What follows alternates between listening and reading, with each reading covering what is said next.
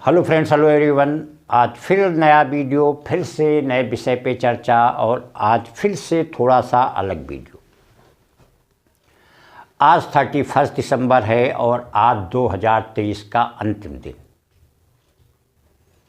2023 कुछ कड़वी यादें, कुछ मीठी यादें, कुछ अच्छा, कुछ बुरा, इन सारी चीज़ों को लेकर के जिस तरीके से बीता, तो आज का दिन या पिछले दिनों से वो दिन है जहाँ पे ये एनालिसिस की जाए कि 2023 में कौन कौन सी कमियां रह गई जो हमें सुधारनी चाहिए, उनको बनाना चाहिए, उनको इम्प्रूव करना चाहिए।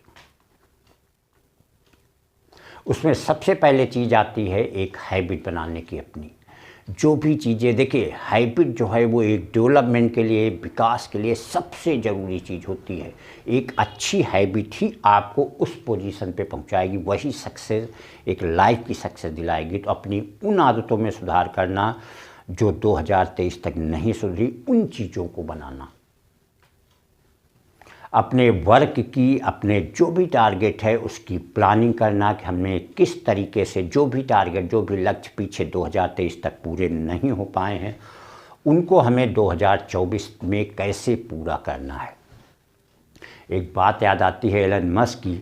वो कहते हैं कि वो 10 साल की प्लानिंग पहले करते हैं कि अगले 10 साल में क्या करना है, फिर उसके बाद वो उस 10 साल की प्लानिंग को ये सोचते हैं कि हमें इसको 3 या 4 ईयर्स में कैसे करना है। तो वही चीज़ यहाँ पे है कि जो चीज़ें, जो सपने अभी तक 2023 तक पूरे नहीं हुए, उन चीज़ों की प्लानिंग करना कि वो सपने हमें 2024 में कैसे पूरा करना है, कैसे उन चीज़ों को कंप्लीट करना है, वो सपने जो है ज़िंदगी के पूरे करने हैं।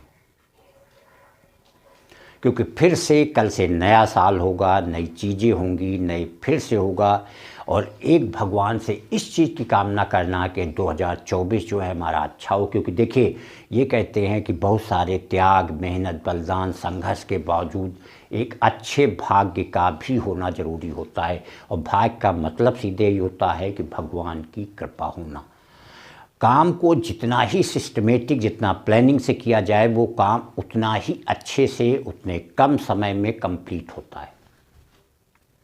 और अगर कोई काम बिना विचार के, बिना सोचे अगर ऐसे किया जाएगा, तो जो काम 1 महीने का होगा शायद 4 महीने में भी नहीं कंप्लीट होगा और अंत में अधूरा वो ऐसे ही रह जाएगा।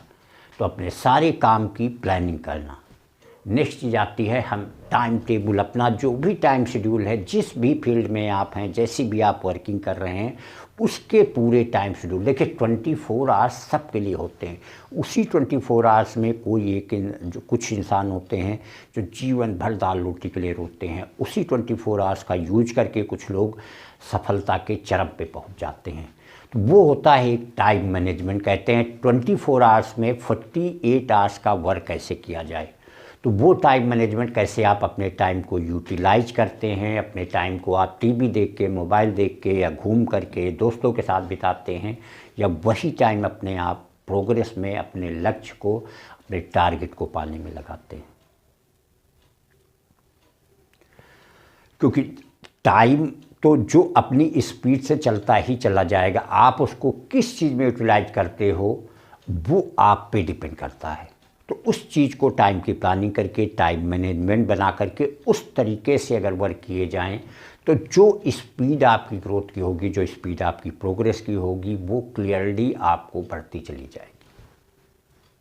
नेक्स्ट चीज़ ये है कि सबसे बड़ी चीज़ होती है किसी भी पर्टिकुलर टाइम इंटरवल में अपने बाइक की एनालिसिस करना। जो पीछे किया, कहाँ पे हमने गलती की, क्या चीज़ हमने किया, क्या ड्रॉबैक रह गई, किन किन चीज़ों को और हम इम्प्रूव कर सकते हैं। जो भी चीज़ें हो उनको कैसे हम इनोवेट कर सकते हैं, कैसे उनको मॉडिफाई कर सकते हैं कि जो भी हमारा वर्क हो रहा है वो और प्रॉपर वे में हो, और सही से हो, और ढंग से हो, चीज़ें और अच्छे से हों। इन सब चीज़ों का ध्यान दे के अगर वर्क किया जाएगा, तो जो कहीं पे कोई चीज़ मिस्टेक हो रही है, कोई ड्रॉबैक हो रही है, जो भी गलतियां हो, वो सारी चीज़ें वहाँ से इम्प्रूव होना शुरू हो जाएंगी। देखिए एक नॉर्मल लाइफ ज़िंदगी तो बीतती जाएगी, अब उसको आप चाहे जिस तरीके से अपने प्रॉपर वर्क में लगाइए, चाहे उसको वेस्ट करते चले जाइए।